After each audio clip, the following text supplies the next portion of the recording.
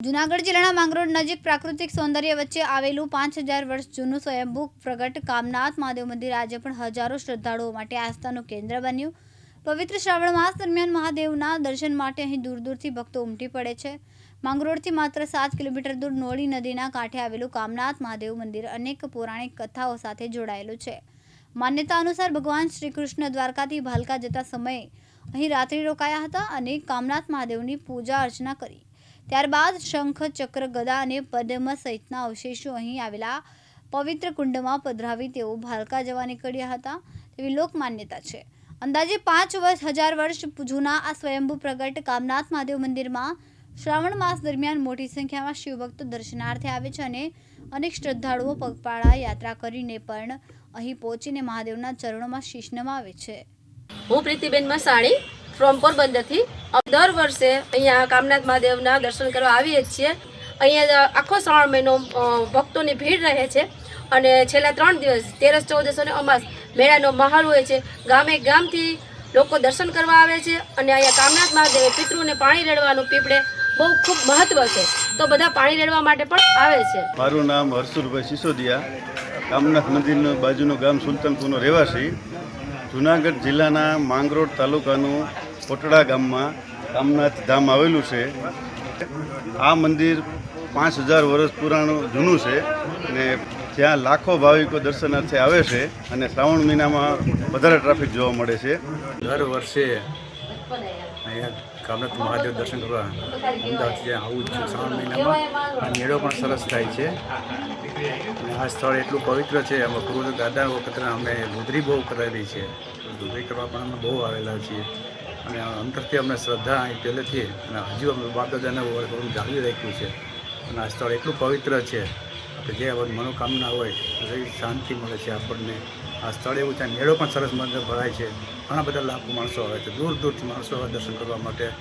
ગણપતિ બાપાની સ્થાપના મંદિર એટલું સરસ મજાનું સ્થળ અહીંયા પણ છે, અહીંયા પણ લોકો દર્શન કરીને ધન્યતા અનુભવે છે।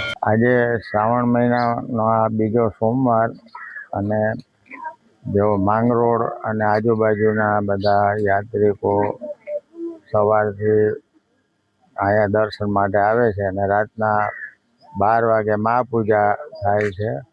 અતિ પૌરાણિક આ કામનાથ મહાદેવ મંદિર કૃષ્ણ અવતારનું સ્વયં કૃષ્ણ ભગવાને અહીંયા પૂજા કરેલી અને શ્રાવણ મહિનામાં આ 13, 14 અમાસ 3 દિવસ મેળો ભરાય છે અને આગળ પદ્મકુંડ છે, એટલે ભગવાને બધા એના અવશેષો પધરાવેલા પદ્મકુંડની અંદર, એટલે પદ્યુમનના નામનો આ પદ્મકુંડ, એમાં પદ્મ પધરાવ્યા એટલે પદ્મકુંડ।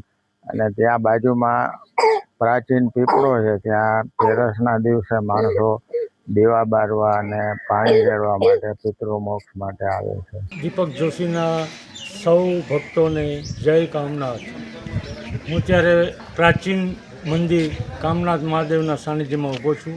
આ મંદિર અતિ જૂનું પ્રાચીન છે, 5000 વર્ષ પહેલાંનું આ સ્વયંભૂ શિવલિંગ મંદિર છે અને શ્રાવણ માસ દરમિયાન અહીંયા અનેક ભક્તો પોતાની શ્રદ્ધા મુજબ આવે છે, દર્શન કરે છે, સ્નાન કરે છે। આ મંદિરને વિશે હું તમને જણાવું તો આ મંદિરને ભગવાન શ્રી કૃષ્ણએ પણ અહીં પૂજા કરેલી છે। અહીં બાજુમાં પદ્મકુંડ પણ આવેલો છે।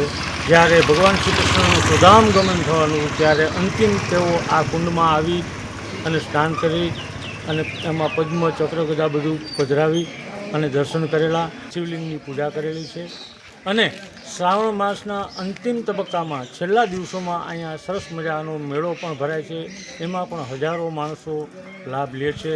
ઉપરાંત દર શ્રાવણ મહિનામાં હજારો ભક્તો અહીં પેદલ આવે છે, ચાલીને આવે છે અને પોતાની શ્રદ્ધા મુજબ દર્શન કરે છે। આ ઉપરાંત જ્યારે અંતિમ દિવસો હોય છે મેળાના, ત્યારે અહીંનું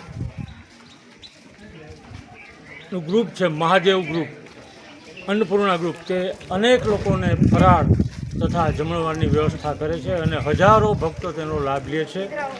તો આવો આપણે સૌ ભગવાન ભોળાનાથના સાનિધ્યમાં જય જયકાર બોલાવીએ। બોલો કામનાથ મહાદેવ કી જય। પ્રકાશ લાલવાણી, દિવ્યાંગ ન્યૂઝ, માંગરોળ, જૂનાગઢ।